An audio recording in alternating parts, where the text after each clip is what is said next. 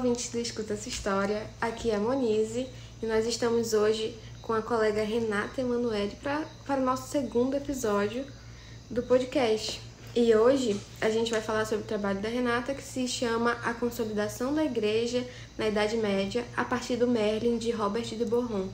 E hoje eu não tô sozinha, quem tá comigo aqui é o Rafael. E aí, Rafa? E aí, gente, aqui é o Rafael, eu sou calouro da Monize e tô aqui acompanhando ela no segundo episódio. Hoje a gente tá aqui com a Renata. Fala um pouco sobre você aí, Renata. Oi, pessoal, eu me chamo Renata. Eu sou finalista do curso, tá? Já tô me formando e eu fui convidada para participar do podcast para falar um pouquinho da minha experiência, né? Fazendo PIBIC, fazendo pesquisa, na verdade. E a minha experiência, na verdade, pesquisando sobre a Idade Média ou dentro aí da história medieval, que é algo que a gente não vê tanto aqui na nossa universidade. Pois é, eu já queria te falar sobre isso, Renata, que eu, como alguém que sou interessado por Idade Média, né, eu fiquei muito feliz que tu aceitou estar aqui com a gente hoje, porque eu queria te perguntar justamente o que te motivou e quais foram as principais dificuldades que tu encontrou ao querer pesquisar a Idade Média no Amazonas, né? Porque eu, particularmente, já senti um pouco essa dificuldade de ser uma pessoa que se interessa por Idade Média. E eu queria saber o que te motivou, o que te levou nessa caminhada aí, basicamente. Bom, sendo bem sincera, quando eu estava na graduação, ainda lá no início, eu não pensava muito a respeito de quais áreas eram mais pesquisadas, quais áreas não eram, né? Eu apenas fui seguindo no curso e nesse processo eu tive experiências com algumas disciplinas da graduação e acabou que eu tive uma excelente experiência nas disciplinas de História Medieval, né? E nisso eu acabei me interessando por alguns temas que a gente trabalhou dentro dessas disciplinas e daí surgiu nessa época, abriu o edital para fazer PIBIC. E eu, muito agoniada que sou, eu pensei, eu vou logo quero ter uma experiência com pesquisa para depois isso me ajudar, né, no meu desenvolvimento no curso e tudo mais. E eu pensei, bom, o que eu tenho gostado até então? Isso eu tava no segundo para o terceiro período, mais ou menos. E aí eu pensei, história medieval, por que não? Acabei não pensando muito sobre os problemas, as dificuldades, o que eu poderia enfrentar. Eu pensei, o que eu tenho afinidade, o que eu tenho interesse no momento, que talvez eu me sinta bem pesquisando, né? E aí fui falar com um dos professores que já tinha trabalhado com a gente na disciplina de História Medieval, e pedi dele, falei, será que dá pra gente desenvolver um projeto? E a gente se reuniu, né? Conversou sobre os meus interesses dentro aí da Idade Média, que é um período muito extenso e tem muita coisa para se trabalhar, muita coisa mesmo. Eu pesquisei um pouco, né? Dei uma lida em alguns materiais para ver o que eu tinha mais interesse, quais seriam os temas, os grandes objetos de estudo aí que eu poderia me interessar. E a gente foi traçando esses primeiros objetos de interesse para pesquisa. Disso surgiu, aí eu já tinha vontade de falar sobre a igreja, né? Sobre a instituição, porque quando a gente estuda a Idade Média dentro da graduação, a gente vê que dos grandes objetos, na verdade, né, um dos nossos grandes temas tem relação com a igreja e com a instituição que ela foi, a importância que ela teve nesse período. Daí surgiu o tema, que veio muito também por causa do tema que o meu orientador já trabalhava, apesar de ser um pouquinho diferente, não tem como não falar de igreja, cristianismo, e foi ele que me ajudou a encontrar esse tema, né, que é a consolidação da igreja na Idade Média. Como eu falei, a minha trajetória de pesquisa, esse início e também o decorrer da pesquisa, eu não pensei muito sobre as dificuldades que eu iria enfrentar. Na verdade, elas foram aparecendo, certo, com o tempo, mas assim, eu acredito que eu encarei de uma maneira muito leve, justamente por não pensar muito nessas dificuldades. Mas uma delas que eu poderia colocar aqui, que logo no início, quando eu demonstrei interesse por trabalhar com medieval, já me foi avisado, olha, você tem que ter um domínio bom de inglês. A gente sabe que o inglês é algo que Sim. Hoje em dia todo mundo escuta isso, né? Você precisa do inglês. Mas no caso para você pesquisar em história medieval, é algo muito importante, porque muita bibliografia está em inglês, não é traduzida, né? Livros muito importantes, textos muito importantes, fontes às vezes. Tem traduções para o inglês, mas não tem para o português, ou para o francês e não tem para o português. E aí isso me foi falado, a questão do idioma. Foi um dos primeiros pontos. Mas nesse sentido não foi uma barreira para mim, porque eu tenho o domínio assim do inglês, pelo menos na parte da leitura, fiz a utilização de textos em inglês e deu tudo certo. Mas às vezes pode ser, né, uma dificuldade, ainda mais se você quiser continuar pesquisando nessa área.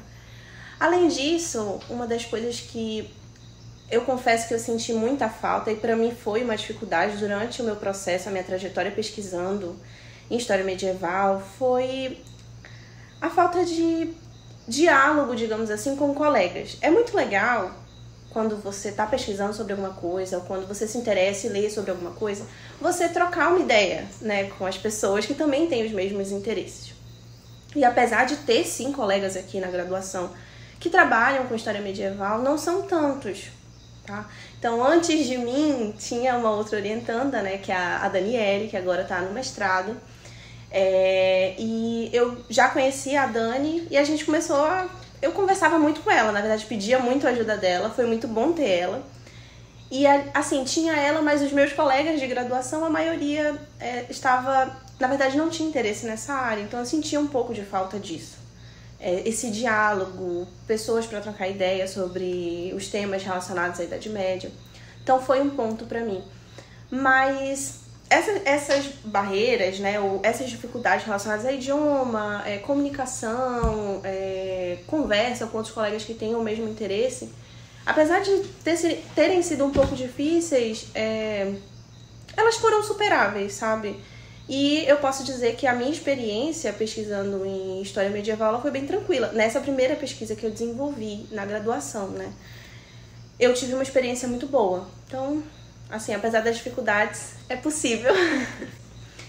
O Robert de Bourron, ele é tido na literatura, quando a gente lê algumas bibliografias que falam sobre ele é colocado como um clérigo borgonhês, né, ali da região da Borgonha, na França, que viveu aproximadamente, na verdade, no século XIII, 1200 e pouquinho, por volta de 1200. E por que ele seria colocado como um clérigo? Essa informação sobre ele ser um clérigo, ou seja, parte ali da igreja, ou relacionado à instituição, não é tida com tanta certeza, mas ela é colocada, ela é apresentada porque a gente sabe que na Idade Média muitas pessoas não tinham acesso à alfabetização, digamos assim, né? Não sabiam ler, as línguas vernáculas elas estavam aparecendo ainda, e aí não tinham esse conhecimento. E para uma pessoa conseguir escrever, produzir um texto, como no caso dele, a gente acredita que ele fazia parte de uma instituição que tinha acesso a essa educação. E aí ele é descrito como um clérigo. A obra do Robert de Bourron, que eu trabalhei na minha pesquisa, que é o Merlin, é intitulada Merlin, ela não é a única. A gente tem outras obras que são colocadas, né, que são apresentadas, como o Joseph e o Perceval, mas existe uma discussão a respeito de se o Perceval, que seria a última obra, né, em conjunto com o Joseph, Merlin e Perceval, formaria uma trilogia, se esse Perceval realmente foi escrito pelo Robert. A gente não tem certeza, e tem alguns autores, pesquisadores, que apontam que é melhor dizer que não tem certeza se o Perceval foi escrito por ele. Aí a gente fica só com o Joseph e o Merlin como se eles fossem uma continuação, né? Um conjunto de histórias. E o Merlin, especificamente, que é essa obra que eu trabalho aqui, ele vai apresentar um personagem que já é conhecido, falando conhecido aqui porque talvez até os nossos ouvintes, né, eles já tenham ouvido falar no Merlin, ou escuta Merlin, já pensa em mago, ou as lendas arturianas e alguns outros personagens que aparecem aí junto. Já pensa assim numa coisa meio fantástica, né? Porque muitas vezes quando a gente pensa em Idade Média, tem algumas coisas que vêm na nossa cabeça que já tem a ver com esse fantástico, com esse mundo mágico.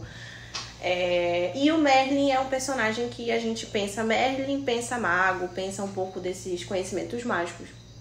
Mas aqui nessa história, o Merlin vai ser um mago, sim, ele vai ter esses conhecimentos, né, essa sabedoria e, na verdade, algumas capacidades que são diferentes e que nem todos os seres humanos vão ter. Então, conhecimento do futuro, sabe, previsões, saber de coisas que ninguém mais sabe. Esse personagem Merlin do Robert de Boron, ele vai apresentar essas características. Qual é a história dele, né? A história da nossa fonte, desse livro.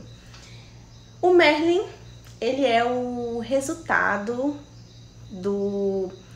de uma relação que, na verdade, não foi... Como é que a gente chama? Ela não foi aceita, digamos assim, pela mãe dele. Porque ele seria filho de um íncubo. O que é um íncubo? É um demônio que toma forma humana e pode copular com mulheres humanas. Só que, por que eu falei não aceita pela mãe dele? Porque a mãe dele não deu consentimento. Esse demônio, esse íncubo, ele copulou com a mãe do Merlin através de um plano de vários demônios, digamos assim, para que isso acontecesse. Por quê? Qual era a ideia? A ideia dos demônios, né, era fazer com que nascesse alguém que fosse bater de frente com a conquista de Jesus Cristo, a conquista que ele realizou através da paixão de Cristo, né, da morte para salvar os seres humanos, os pecadores. E a ideia era que o Merlin nascesse e fosse totalmente contra. Ele fosse uma espécie de pessoa para capturar outras pessoas para o mal, digamos assim. E, em teoria, esse era o objetivo do nascimento do Merlin. Então, os demônios planejaram o nascimento dele para que ele servisse a esse objetivo. Mas, né, o grande ponto dessa história é que ele não vai fazer isso. Apesar de ele ter sido criado, o nascimento dele foi todo planejado para isso, isso não vai acontecer. Por que isso não vai acontecer? Porque a mãe do Merlin é uma pessoa extremamente religiosa. E, como eu falei, ela, mesmo antes do nascimento dele, né, ela era muito fiel. Então, ela fazia suas orações, ela consultava o seu confessor, que era um eremita, ela ouvia os conselhos do eremita, que era, né, um clérigo da igreja, e ela seguia tudo bonitinho. Ela era realmente uma pessoa muito fiel.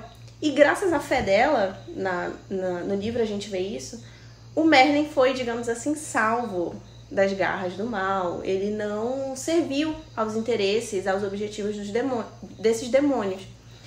E é a partir de então que a história dele começa de fato, porque ele vai se tornar um mago, um sábio e um conselheiro. Depois de um tempo, né, a gente tem muitas coisas. É um livro, tá? Então tem muita história aí, realmente. Depois de um tempo, ele vai se tornar conselheiro de reis da Bretanha. E ele vai ser basicamente um guia desses reis para o caminho do bem. E todas as atitudes e conselhos do Merlin vão ser sempre voltadas e vão ter relação com os dogmas, não, mas... ou talvez dogmas, sim. Na verdade, as características, os conselhos da igreja, tá? E é basicamente isso que o nosso Merlin aqui, do Robert de Boron, ele apresenta na nossa fonte. Muito legal essa perspectiva que tu trouxe do Merlin, porque o que eu sinto aqui agora é que, por exemplo, tu falou no início sobre a dificuldade que tem às vezes para trocar uma ideia com o pessoal no curso, né? E eu sinto que eu, como alguém que me interessa bastante por história medieval, eu já conheço mais o Merlin, eu acho que mais do que, pelo menos, a maioria dos outros alunos, né? E eu vejo que, lendo algumas histórias arturianas contemporâneas, tipo, por exemplo, tem uma história arturiana que é a do Bernard Cornwell, né? Que ele representa o Merlin e ele coloca ele como uma figura pagã, que ele representa, por exemplo, os deuses da Bretanha, né? Ele bota, inclusive, o Merlin como uma figura que ele toma uma posição de combate à igreja mesmo. Tipo, nessa obra, por exemplo, do Bernard Cornwell, ele coloca o Merlin como uma pessoa que ele não gosta da igreja. Ele é uma pessoa que, assim, ele não tem vínculos com a igreja e, ao mesmo tempo, ele não gosta da igreja e combate a igreja de certa forma, querendo fazer uma certa manutenção dos deuses da Bretanha, né? Eu acho muito interessante essa perspectiva que o Robert de Boron traz, porque ele aproxima uma figura que hoje a gente vê e associa mais a um paganismo, mas ele coloca o Merlin como mais associado ao cristianismo mesmo, né? Isso. Na verdade, esse é um ponto muito importante daqui da nossa fonte, né? Na verdade, do Merlin, que o Robert de Boron traz pra gente, apresenta. Por quê? Porque esse personagem, ele tem uma longa tradição.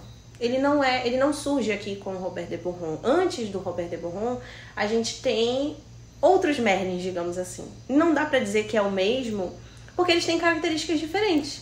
Então é o mesmo nome, mas talvez não esse mesmo Merlin que a gente está trabalhando aqui, né? Que aparece nessa fonte. A primeira aparição de que se tem conhecimento a respeito desse personagem ainda era chamado de Mirrodin, que era voltado ali para as lendas galesas.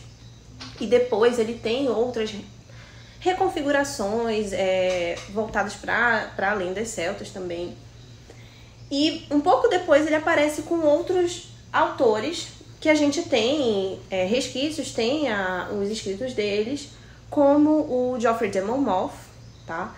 E o Nennius também, que é um outro autor, provavelmente talvez para quem esteja ouvindo que não tenha muito conhecimento nem do personagem, nem das lendas arturianas, isso seja bem desconhecido, mas fica aí esses autores que apresentam esse personagem também. Mas são versões diferentes desse Merlin que a gente está tratando aqui, como tu relembrou, né? Eu falei, o Merlin cristianizado.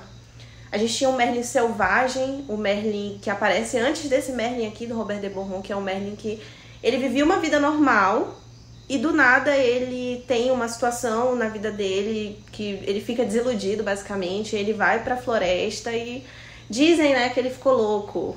E ele vai pra floresta. E aí ele desenvolve esses poderes, digamos assim. Tem algumas características dessas versões do Merlin anterior a essa do Robert de Boron, que é dele ser um mago, mas tem algumas que só aparecem com esse Merlin, que é principalmente o Merlin cristianizado. Os Merlins anteriores a esse, eles, na maioria das vezes, não tinham vínculo nenhum com a igreja. E aqui, o Merlin do Robert de Boron, ele vai ter.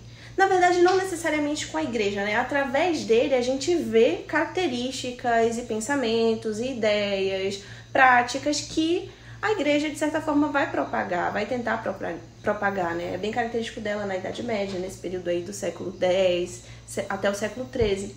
E esse Merlin, ele vai representar justamente, a gente está falando aqui, a consolidação da igreja. Ele vai representar a cristianização da sociedade medieval. O Bachet, que é uma das nossas principais bibliografias utilizadas aqui, ele vai falar em um determinado momento do livro que a sociedade medieval era uma sociedade totalmente cristianizada. Aqui a gente está falando já, né, entrando na Baixa Idade Média, final da Alta para Baixa Idade Média. Então, você estar na sociedade também significava você ser cristão. E o Merlin representa muito bem isso. Ele é cristianizado aqui. A gente tem um processo de cristianização dele que, inclusive, aparece na obra, que é quando? É no momento em que ele nasce e o ermitão, o conselheiro da mãe dele, né, o confessor da mãe dele, fala para ela que ela deve batizar ele assim que ele nascer. Assim que o Merlin nascer, ele deve ser batizado. E o batismo acontece, e ele nada mais é do que a porta de entrada do cristão para a vida cristã. Ou seja, a gente está vendo a representação aqui de algo que acontecia, ou que deveria acontecer, que era orientado a acontecer na vida dessas pessoas que viviam nesse período. Por isso que a gente entende essa obra, eu vejo nessa obra, né, o processo de cristianização, não só de consolidação, do qual a gente vai analisar, mas a cristianização mesmo dessa sociedade, através desse personagem. Então é uma característica do Merlin do Robert de Boron que não vai aparecer nos outros Merlins que vêm antes dele. Acredita que o fato do Robert de Boron ser um clérigo influencia diretamente na vontade dele de representar isso, né? Através desse personagem. Agora, eu fiquei pensando, né? Quais as ideias que ele estava por trás de se utilizar de um personagem que anteriormente foi visto ou era descrito ou representado de forma tão grotesca. Uhum. Que até para esse personagem ele deu uma nova roupagem, né? Uhum. De que ele se cristianizou. Tipo assim, é um personagem que anteriormente era visto tão como pagão, tão selvagem, mas ele consegue ser cristianizado ainda assim. A redenção do Merlin. Né? Mas é isso mesmo. Na verdade, é como se fosse isso. Com certeza, eu entendo dessa maneira. O fato do Robert de Boron não só ser um clérigo, mas ele tá inserido nessa sociedade. Ele é um cristão, com certeza. Faz ele representar o Merlin dessa maneira, né? Eu li um texto enquanto eu estava fazendo minha pesquisa, que, gente, até hoje eu não sei como é que se pronuncia o nome dessa autora. Então eu vou pronunciar de um jeito totalmente errado. Mas ela é muito boa e as coisas que eu li, que ela produziu sobre o Merlin, sobre o personagem, os escritos do Robert de Boron, foram excelentes. Que é a Fanny Bogdenau. Na minha cabeça é assim que pronuncia. E ela vai falar que os escritores daquela época, digamos assim, né, esses clérigos que produziam textos, ou outros escritores, eles vão tentar produzir histórias que vão contar a história da igreja. É como se eles estivessem tentando colocar a parte deles no mundo, relacionados à história da igreja. É como se eles estivessem tentando contar a história do cristianismo, da igreja. Por isso que aqui no Merlin do Robert de Boron, a gente tem todas essas características. E isso é um aspecto muito interessante da obra, que é assim, como eu falei, em teoria ela é uma trilogia, né? É o Joseph, o Merlin e o Perceval. E eles têm uma lógica na história. Se segue realmente como se fosse uma continuidade. Do Joseph, eu não vou lembrar tanto dos detalhes, porque eu li rapidamente quando eu estava fazendo a pesquisa.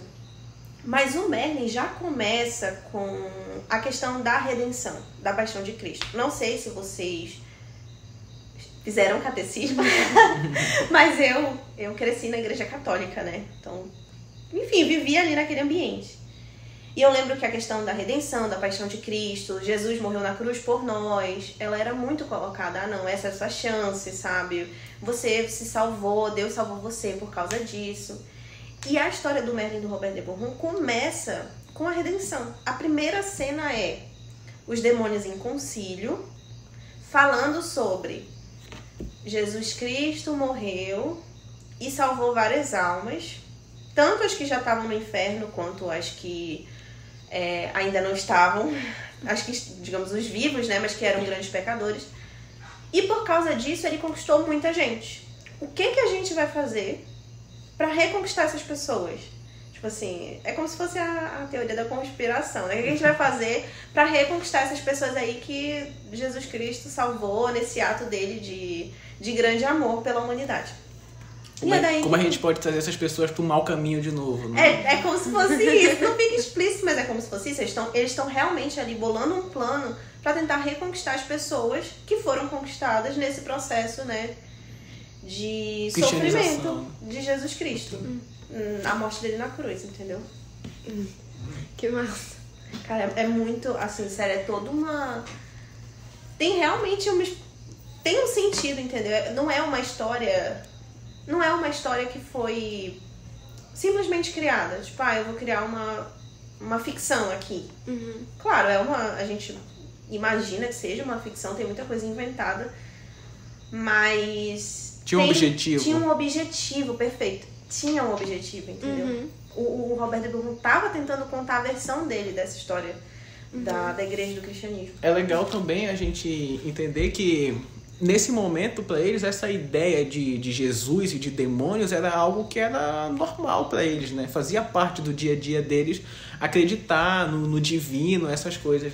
Porque hoje em dia a gente entende a religião como algo muito individual, né? De cada pessoa. Mas naquele momento o cristianismo era algo presente no cotidiano daquelas pessoas, né? Então essa relação com Jesus, com Cristo e com a divindade era algo que estava sendo propagado e é objetivo dessa obra justamente também tentar enraizar isso na sociedade cada vez mais, né? Exatamente. E Renata, entrando já nessa questão dessas representações do dia a dia da igreja ou das questões pertinentes à relação da cristandade, né? Tu vai trabalhar essas representações, né? Então, de quais formas estão representadas na obra do Merlin, né? Essa ortodoxia cristã, tu vai trabalhar através da penitência, da comunhão e da confissão, e também trabalha a luta contra as heterodoxias, né? Então, tu pode falar um pouquinho pra gente como é que fica representado na obra dele, essas cenas? Em tudo. Em resumo, em tudo, gente, em cada canto. Não... Assim, falando realmente sério, se você pegar a obra do Merlin aqui, o texto do Robert de Bourron, você vai ver práticas cristãs e relações com a igreja constantemente, em todas as cenas. Os personagens, então a gente vai ter a presença do eremita, como eu falei, né? O confessor, eles vão falar e citar várias vezes várias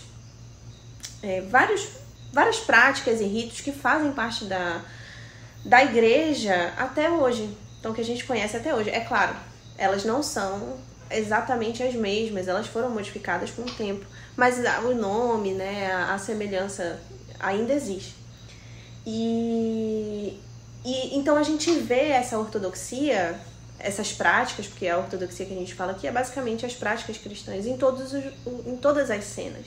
O livro, ele tem divisões que não são exatamente em capítulos, né? A gente fala que são seções, são capítulos curtinhos, digamos assim, são numerados. E cada cena, elas estão interligadas, mas a gente tem, na maioria delas pelo menos, histórias que se fecham ali, digamos assim, né? Tem um sentido em si mesmo. E em todas elas a gente vai ver, eu poderia... Durante o meu relatório, o texto que eu produzi, resultado da pesquisa, eu vou colocando as cenas porque eu acho muito interessante ir mostrando os exemplos de justamente como aparece essa ortodoxia.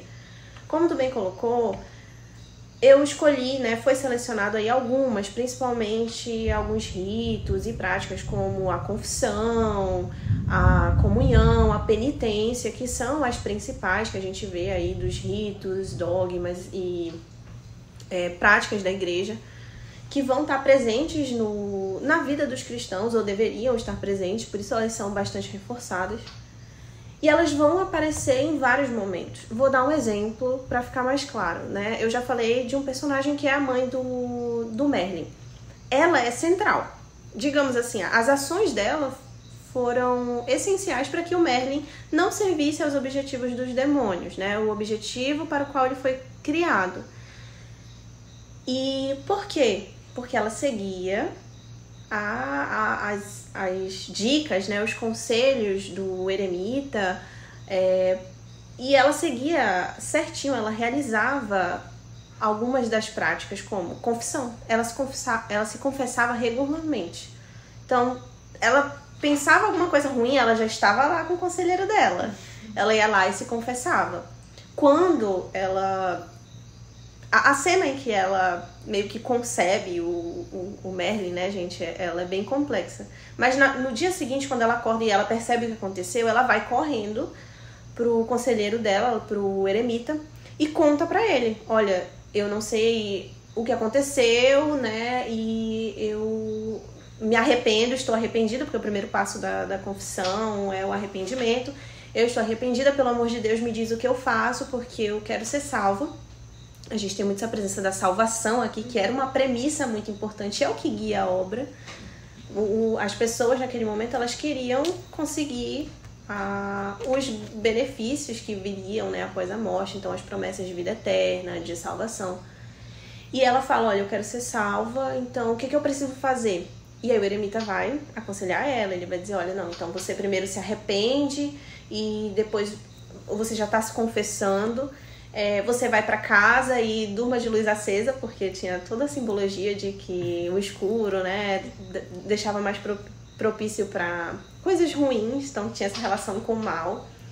E ele passa uma série de dicas que tem totalmente a ver com o cotidiano de um cristão. É como se fosse realmente uma representação do que você deveria fazer ou quais passos você deveria seguir para estar num caminho adequado, ou para realmente realizar aquelas práticas que são as indicadas pela igreja mesmo, pela instituição, pela vida do cristão. O cristão, ele deveria fazer essas coisas, então é um bom exemplo. A confissão aparece em muitas cenas com a mãe do Merlin, do início até o fim. Em um certo momento do livro, né, da fonte, ela vai sumir, mas outros personagens vão ter vão aparecer com esses, precisando realizar essas práticas. Então tem um momento em que o rei, próximo à morte dele, ele recebe a dica de quem já? Do Merlin, que vai ser esse conselheiro. Eu vou morrer, o que eu faço? Você se confessa, você vai se confessar pra mim.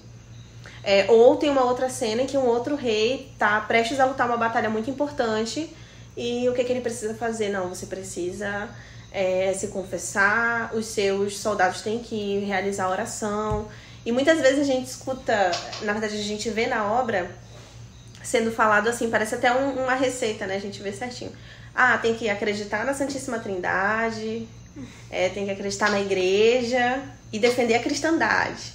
Várias vezes aparece isso. Não, o que eu preciso fazer? Não, primeiro você acredita na Santíssima Trindade, aí tem que defender a cristandade, tem que lutar para que dê certo, entendeu? Para proteger a cristandade, que nada mais era do que a sociedade cristã, né? E tem que seguir essas práticas aqui. Então, a ortodoxia cristã, ela vai estar muito presente a todo momento. E é basicamente assim que a gente vê ela, né? Só que eu faço uma análise de como essa aparição e de que maneira a recorrência dela na obra, desses 3 pilares principalmente, né? A confissão, a penitência e a comunhão, vão ilustrar a tentativa da igreja de se manter ali no local dela de posição. Na verdade, no local dela de importância. Uhum. É basicamente isso. E como tu acredita, assim, como tu fez isso no teu trabalho, né? Como essas representações te permitiram investigar essas estratégias para a igreja ir se consolidando durante o século XIII? Certo. Primeiro de tudo, a gente tem que lembrar que no século XIII, que é o nosso principal foco aqui, mas é óbvio que a gente não fala só sobre ele, a gente tem que falar sobre os anteriores a ele. Mas nesse momento, a partir do século IX, a igreja ela já estava bem consolidada. Então a gente fala de consolidação da igreja na Idade Média, especificamente no século XIII, que é o momento em que a obra foi produzida. Mas a igreja ela já estava num processo de consolidação bem avançado. Ela já estava bem instituída, ela já estava enraizada, né? Então, primeiro a gente tem que lembrar disso. Agora, o fato de ela estar já bem enraizada e bem consolidada vai fazer com que ela não tenha mais esforço nenhum, não realize mais nada para manter a sua posição ou para continuar ali, né, realizar, se manter mesmo na posição de intermediária entre a sociedade, os membros da sociedade e o divino. Na verdade, é isso que a gente descobre aqui, que não, em todos os momentos, durante esses séculos, até chegar no século XIII e no século XIII, a igreja, ela responde ao meio em que ela se encontra. Ela tem um papel central, uma posição central de importância. Mas, ainda assim, ela continua se articulando. E quando eu falo articular, não é no sentido de como se ela... Sabe, como se fosse uma espécie de plano maligno por trás. Não é isso.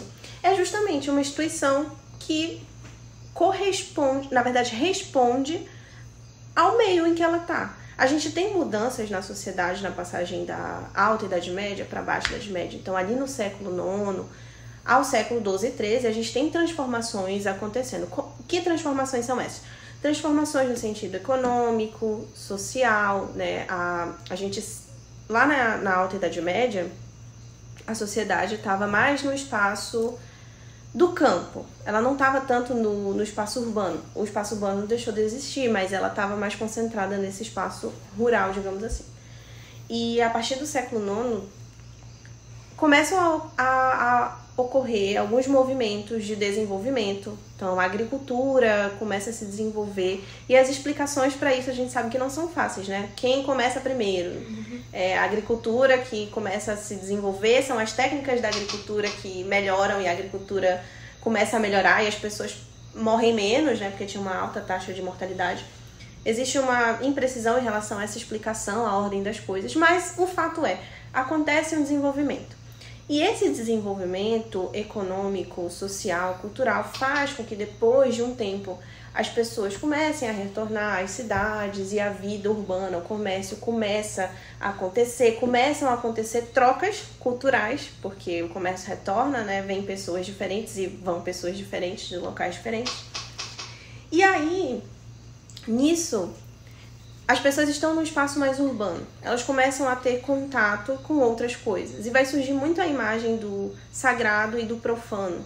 Começa a se ter uma preocupação muito grande com essa ideia de será que eu estou no caminho certo? Uma preocupação individual, né? As pessoas em si, consigo mesmas, elas começam a se preocupar com como está a espiritualidade delas, digamos assim.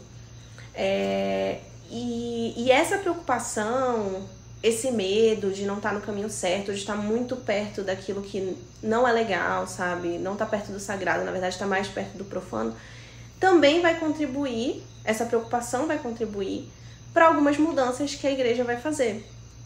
Então, pegando aqui os 3 pilares, né, que foram utilizados para a pesquisa, justamente porque eles estão presentes na obra a todo momento. Essa recorrência da confissão que aparece na obra, a todo momento você fala da confissão, a importância de se confessar, da penitência que acompanha a confissão e da comunhão, o que ela indica pra gente inicialmente? A gente sabe que está presente ali.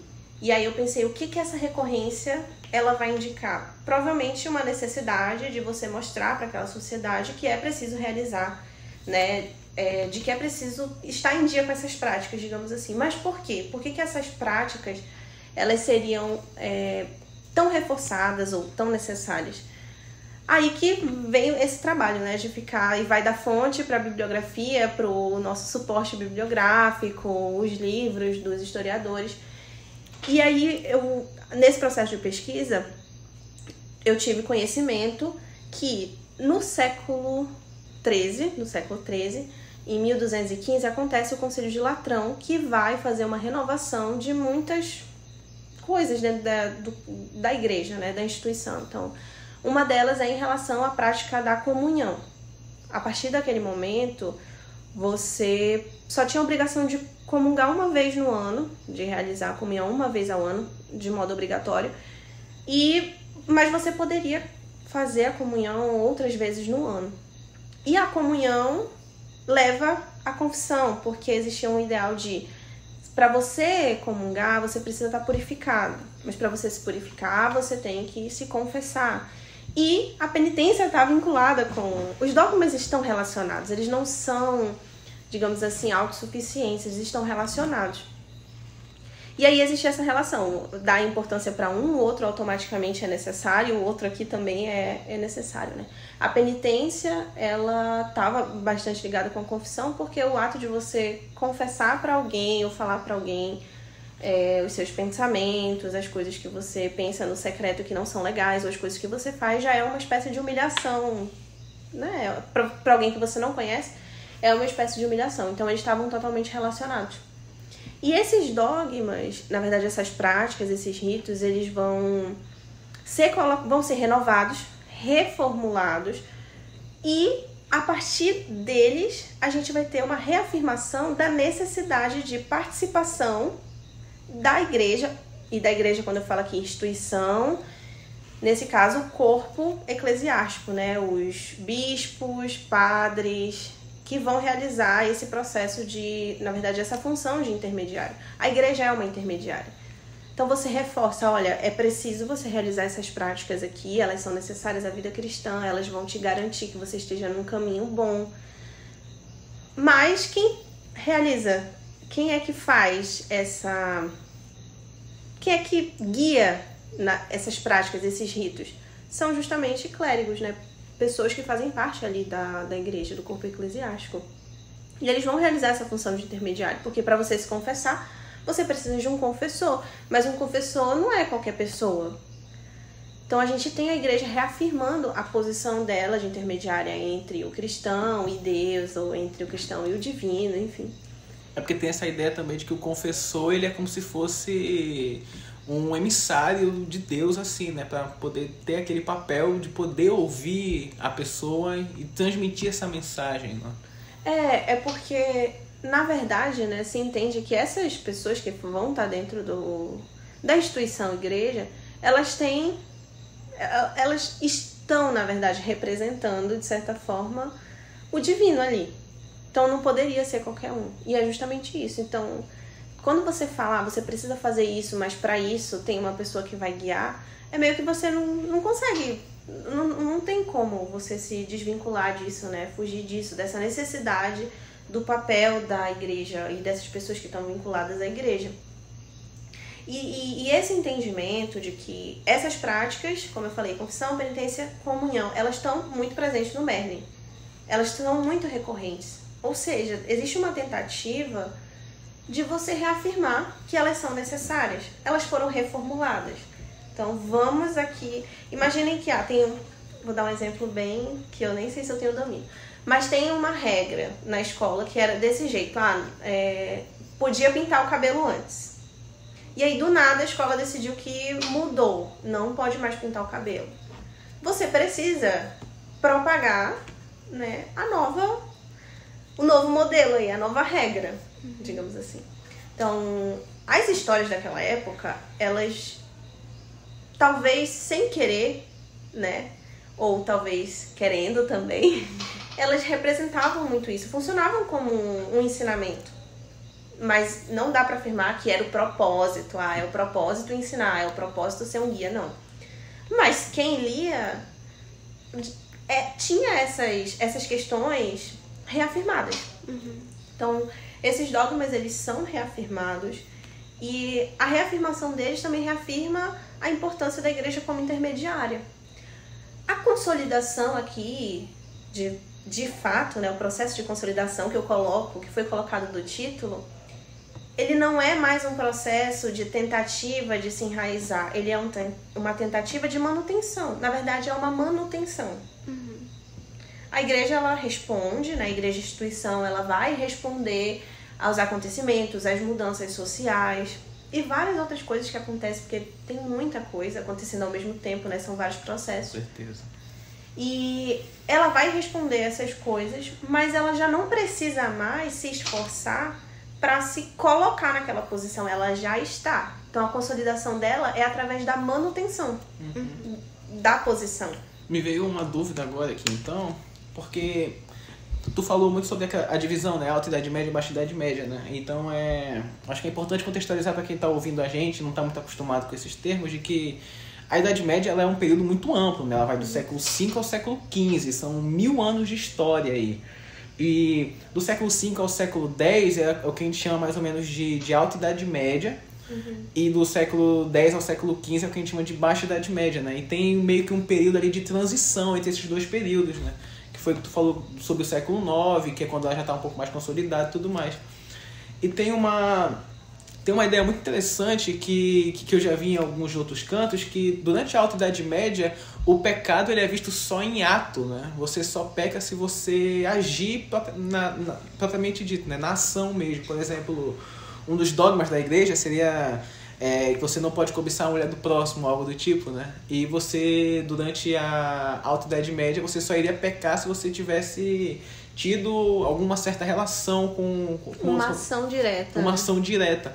Aí já nesse período aí de transição para Baixa Idade Média, você já tem também a ideia de que você pode pecar, além de ato, em pensamento também, não é? Só do fato de você já estar cobiçando a mulher do próximo já é um pecado. Então, eu não sei se isso tem alguma coisa a ver com essa obra do Robert de Bonhomme, mas a ideia que me dá é de que ele está tentando reforçar isso cada vez mais, não é? Assim, não aparece, ou ao menos eu não me recordo de ter alguma cena, né, em que a gente vê essa ideia de que mesmo o pensamento seria um pecado, mas realmente isso acontece. Na Baixa Idade Média, a gente tem essa contraposição com a Alta, né, de que antes o pecado ele era relacionado à ação. Então, você pecou se você realmente realizou. Mas na Baixa Idade Média, o pensamento, só o fato de você pensar já é uma coisa ruim, já é um pecado. E você precisa confessar também. Então não adianta só, eu vou confessar. E precisa só se arrepender. Além de confessar, você tem que se arrepender. O arrependimento, como eu tinha falado, ele é o primeiro passo. É o que tá lá bem assim, não. Você se arrepende verdadeiramente, você se confessa, senão não é válido. E é justamente isso. Então você, mesmo que você pensou, você tem que falar. E, gente, eu penso assim, né? Eu não queria ter que falar algumas coisas que eu penso. Então imagina, por isso que faz muito sentido a ideia de que a confissão, ela também faz parte, já começa a penitência ali, porque já pensou você ter que falar pra alguém, até mesmo os pensamentos mais ruins que você tem? Às vezes eu penso assim, graças a Deus, ninguém pode entrar na minha mente. Então não é uma coisa legal, sabe? É como se fosse um processo de purificação, né? E a gente não quer ficar puro, a gente quer continuar do jeito que a gente tá. Muito obrigada. E tem uma coisa muito legal, eu não posso deixar de citar, vou aproveitar que a gente tá falando disso, né? Ainda da confissão, da penitência, do pensamento, do pecado em pensamento, que é a questão da comunhão. Por quê? Porque eu falei, né? A gente vai analisar principalmente, eu vou analisar principalmente a confissão, a penitência e a comunhão, que são muito recorrentes. Faz parte ali da ortodoxia cristã. Mas tem um ponto. A comunhão, quando eu fui estudar de modo profundo a minha fonte, eu percebi que ela não aparece. Ela não aparece. Assim, não de modo direto, né? Não de forma direta aqui na nossa fonte. O eremita falando pra mãe do Merlin, por exemplo, você tem que comungar. Eu não vi em nenhum momento aqui na fonte. E aí fica a questão. Eu lembro que na época eu pensei, o que será? Por quê? Aparece muito a confissão e a penitência, toda hora, são ligadas. E por que a comunhão ela não tá presente aí? Por que ela desaparece, né? Ela não se faz presente. Aí eu conversei com o meu orientador. Ele falou, tu vai ter que dar uma...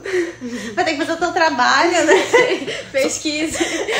Vai ter que dar uma pesquisada pra ver o que aconteceu.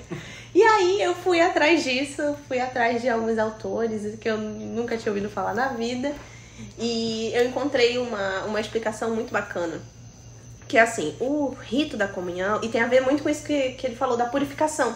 Pra você participar, na verdade, comungar, o ato de comungar, porque o ritual eucarístico, que a gente chama, engloba a comunhão. Então, a comunhão é uma parte do rito eucarístico. Só que o rito é uma coisa bem maior, é toda uma cerimônia, né? E para você realizar o ato da comunhão, ou seja, comer o corpo e tomar o sangue, o vinho e comer o pão, você precisa estar puro. Existia essa ideia. Mas para você estar puro, e até hoje existe, para você estar puro, você precisa se confessar, você precisa se livrar dos seus pecados, você precisa estar limpo, literalmente, mas é uma limpeza que não é da sujeira do corpo, uma né? limpeza da alma. É da alma, você precisa estar puro. Como que você vai estar puro? Você vai se confessar, você vai fazer tudo certinho. Mas existia um receio, a partir do momento, ali no Concílio de Latrão, né, que a gente tem a obrigatoriedade da comunhão só uma vez ao ano, apesar de você poder comungar outras vezes. Esse autor que me ajudou muito, que foi o Miri Rubin, ele vai falar que existia muito um medo desses cristãos de comungar, de realizar a comunhão, porque várias vezes, porque eles pensavam, não tô puro. Se eu for comungar agora, a comunhão, o rito eucarístico, ele era tão sagrado, existia uma ideia dele ser tão sagrado, que eles tinham medo de alguma coisa acontecer no ato de eles comerem o pão, por exemplo. Uhum. Eles tinham medo, sei lá, ele não deixa explícito o que poderia acontecer, o que eles pensavam que poderia acontecer, tá? Então não vou inventar nada. Mas eles tinham medo, ele fala como que se eles eles tinham ficassem medo. ansiosos, né? Era algo que pra eles era...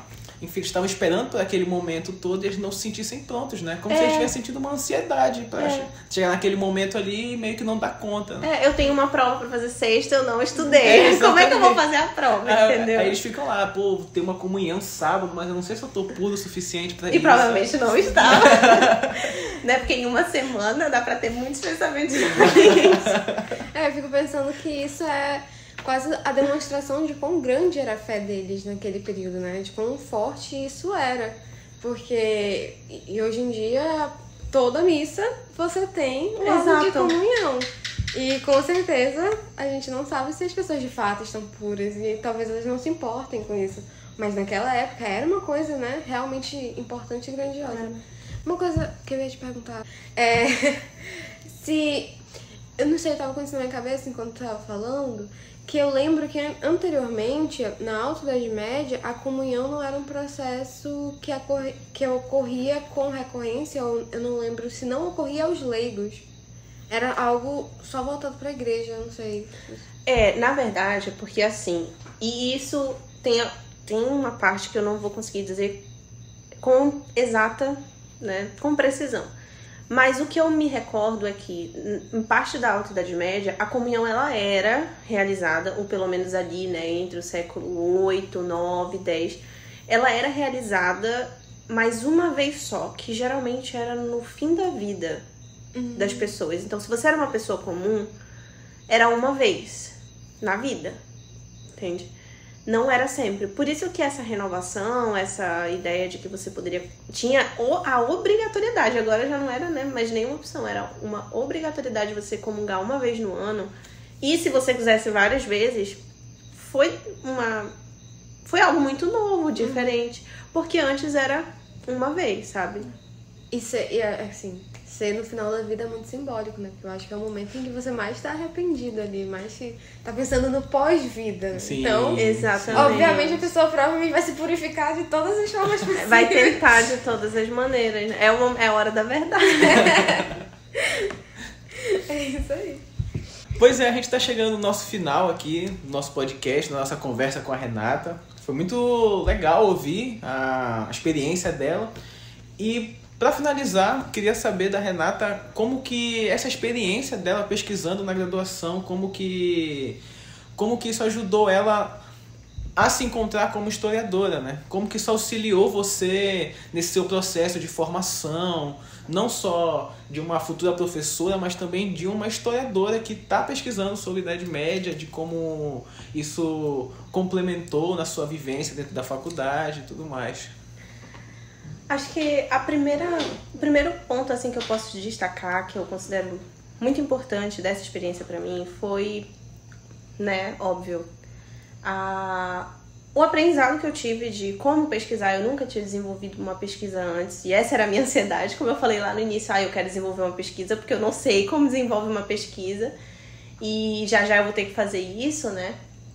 Então, o aprendizado, como eu pesquiso, quais são as ferramentas e fica aí o parêntese. Cada área de estudo aqui, né, que você vai se encontrar, ela tem as suas particularidades. Então, a forma que eu trabalhei com a fonte literária, a gente realizou um processo de decupagem, como se fosse um grande... um aprofundamento na fonte, uma análise. Eu fiz tabela, detalhando, separando as cenas. É algo que foi utilizado para esse tipo de pesquisa que eu desenvolvi, que dependendo da sua fonte, da sua área, você não vai fazer. E eu gostei muito de aprender essas particularidades, e não só o quesito geral da pesquisa, né, que a gente utiliza na pesquisa histórica. Mas teve esse ponto, então aprender métodos, ferramentas, como você pesquisa, como você organiza uma pesquisa, como você monta um texto grande. Pode parecer muito simples, mas para mim essas coisas foram muito importantes, porque na graduação foi quando eu tive a experiência de escrever longos textos. E mesmo assim, nas provas, por exemplo, eu pensava, não é o suficiente, numa pesquisa eu vou ter que desenvolver muito mais. E com a pesquisa eu pude desenvolver um texto muito maior, então eu exercitei a minha capacidade de coerência, sabe, de estruturação, de você ter muitas informações e muitas coisas para conciliar, para fazer alguém que vai ler depois entender o que você concluiu. É uma tarefa que eu considero difícil. Gente, eu penei muito, eu falava sozinha. Eu tentava explicar pra mim mesma, entendeu? Pra ver se fazia sentido. Mas isso é muito difícil mesmo, porque às vezes a gente tá escrevendo e pra gente faz sentido, mas a gente dá pra uma pessoa, essa pessoa não tô entendendo nada do que tá escrito. Foi uma coisa que ficou muito pra mim, porque quando eu fui começar a fazer o meu relatório, né, na verdade antes de eu começar, o meu orientador falou assim: Renata, tu tem que escrever como se tu estivesse falando pra alguém que não sabe nada disso que tu tá tratando. Não sabe nada de Idade Média, não sabe o que é Idade Média, então tu tem que apresentar tudo. É claro que a gente falha, mesmo assim, né? Deixa algumas coisas, porque a gente tem conhecimento daquilo, a gente pressupõe que todo mundo sabe. Mas isso me ajudou muito, porque enquanto eu tava pensando como estruturar o meu texto, eu pensava, não, se eu estivesse explicando pro meu irmão, ou aí, às vezes eu ia lá com meu irmão e eu tentava explicar pra ele, sabe? Eu acho que todo mundo tem essa pessoa que não tem nada a ver com o curso de história, chega lá e fala pra ele, mano, lê isso aqui pra mim e vê se faz algum sentido. Ou tu tá entendendo o que eu falei? Olha, alta Idade Média, baixa Idade Média, tentava explicar, sabe? Então essas ferramentas, a pesquisa em si, como você desenvolve, foi o que me ajudou muito a me formar, né, como pesquisadora dentro da universidade na minha área. Outra coisa foi os múltiplos temas e conhecimentos e acesso a outras coisas que eu tive com a minha pesquisa. Como eu falei, quando eu iniciei, né, a pesquisa, decidi fazer pesquisa em História Medieval, foi muito de isso é o que eu tenho de afinidade agora. Só que, talvez por sorte, não sei se todo mundo se encontra na primeira tentativa, no seu primeiro tema, né, no primeiro espaço em que você vai tentar fazer pesquisa, mas eu tive essa sorte. Então, eu entrei ali em História Medieval e eu adorei trabalhar com isso. Não foi fácil, tá? Não foi fácil porque uma pesquisa, independente da área, é sempre muito difícil. Mas era legal, sabe? Era bacana pesquisar, conhecer sobre isso. E eu tive acesso a outras coisas, então conheci muito mais desse período, que às vezes a gente só vê um pouco ali, né? Ainda mais quando você realmente não tem interesse, e tudo bem. Mas eu pude conhecer outras coisas, e foi a partir dessa pesquisa, eu posso dizer, que eu enveredei ali para algo que eu gosto muito, que é o latim, né? Então, tive a oportunidade de começar a estudar latim, que é algo que eu pretendo trabalhar em outras pesquisas. Fica aí. Vai dar tudo certo, eu espero. E foi graças a essa minha tentativa, essa minha primeira tentativa de elaborar alguma coisa, sabe? De fazer alguma pesquisa. Eu acho que na verdade eu acho, não tenho certeza, se eu nunca tivesse iniciado essa pesquisa, provavelmente eu nunca tinha tido a oportunidade de estudar latim, eu nunca tinha me apaixonado pelo latim, porque o latim também não era uma pretensão minha, nunca foi. E agora ele é, assim, algo que faz parte de mim, sabe? Eu amo com todo o meu coração. E agora já vamos para o último momento, né, do nosso podcast, que é um momento, um espaço para te fazer agradecimentos, fazer uma reclamação, abrir seu coração aqui com a gente. É isso, fique à vontade. Bom, eu vou começar falando, na verdade, agradecendo ao meu orientador, porque eu sinto, na verdade eu sinto não, eu sei que eu tive muita sorte, assim, né, com o meu orientador, ele me ajudou muito. Tudo bem que o papel dele era me auxiliar, mas ele fez muito mais, sabe? Ele realmente segurou na minha mão e falou, olha, é assim que você desenvolve uma pesquisa, é assim que você vai pegar a sua fonte, é assim que você vai tentar dividir a sua fonte, entender a sua fonte, é assim que você vai escrever um texto. E ele tentou me ajudar de todas as formas, então fica aqui o meu agradecimento a ele, porque tudo que eu aprendi nessa pesquisa, claro, teve alguns aprendizados que foram muito autônomos, mas a grande maioria foram guiados por ele, então fica o meu agradecimento a ele. Que é o... Esqueci de falar o Anônimo. É o professor Átila Augusto, né, que trabalha em disciplinas de história medieval, mas não só de medieval, história antiga também, já trabalhou oriental e ocidental, mas a área dele é medieval. Então fica aí o meu agradecimento a ele. Fica também o agradecimento ao professor Simple, que é uma grande inspiração. Olha, agora que me veio essa lembrança, eu tive uma grande vontade de trabalhar com fonte literária, antes mesmo de pensar em fazer pesquisa em medieval, quando eu fiz uma disciplina com o professor Simple, que foi a disciplina de História e Literatura. E nessa disciplina a gente destrinchou, né, um texto que também foi produzido na Idade Média. E foi maravilhoso, gente. Foi muito divertido, sabe? Foi muito legal. Enfim, então fica aí também o meu agradecimento a ele, que é uma inspiração. Não tem como não falar de amigos que apoiaram, que compartilharam, não não sobre a pesquisa em história medieval, mas sobre a experiência de pesquisa, né? Então, a Monize, que desabafei com ela em muitos momentos. A Emily, que também desabafei com ela. A Dani, a querida Dani, que me ajudou muito. Então, a Dani me auxiliou demais. Ela já tinha desenvolvido o PIBIC. E muitas vezes eu corri pra ela, né? Pra ela me ajudar também, já que era em história medieval. E a minha família, que muitas vezes eu tentava explicar pra eles o que eu tava fazendo, e eles, como assim, história medieval?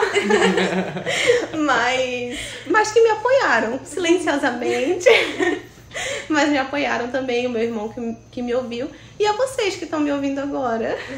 Tô tendo essa experiência de compartilhar, né, sobre a minha pesquisa, então muito obrigada a vocês. A gente que agradece. É muito bom te ouvir, tu fala muito bem. Ai, é muito bom ouvir pessoas falando muito bem das coisas que gostam. Adoro essa experiência. Então é isso.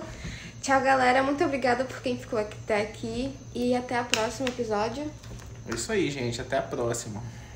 Tchau, tchau, gente.